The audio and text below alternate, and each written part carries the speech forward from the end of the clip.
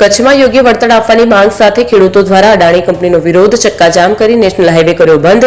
કચ્છના વાંઢિયા ગામે અડાણી વીજ લાઈન મુદ્દે ચાલતા વિવાદને લઈ ખેડૂત આંદોલનને વેગ પકડ્યું છે. અડાણી કંપની દ્વારા પૂરતું વળતર ન અપાતા ખેડૂતો રસ્તા પર ઉતરી ચક્કાજામ કર્યું હતું. રામદેવ પીર વોન્ટ પાસે મોટી સંખ્યામાં ખેડૂતો ઉમટી પડ્યા. ભચાઉ સામખિયારી નેશનલ હાઈવે બંધ કરાયો છે. આંદોલનને પગલે નેશનલ હાઈવે પર વાહન વ્યવહારને અસર. અડાણી વીજ લાઈન મુદ્દે ચાલતા વિવાદને લઈ ભચાઉના વાંઢિયા ગામે ખેડૂત આંદોલન વધુ મજબૂત બન્યું છે. આજે ગુજરાત પ્રદેશ ભારતીય કિસાન સંઘના પ્રમુખ અને વિવિધ જિલ્લા પ્રમુખો હાજરીમાં મહાસભાનું આયોજન કરાયું હતું અને ખેડૂતોએ નેશનલ હાઈવે ચક્કાજામ કર્યો હતો. અડાણી કંપની દ્વારા પૂરતું વળતર ન અપાતા ખેડૂતો રસ્તા પર ઉતર્યા હતા.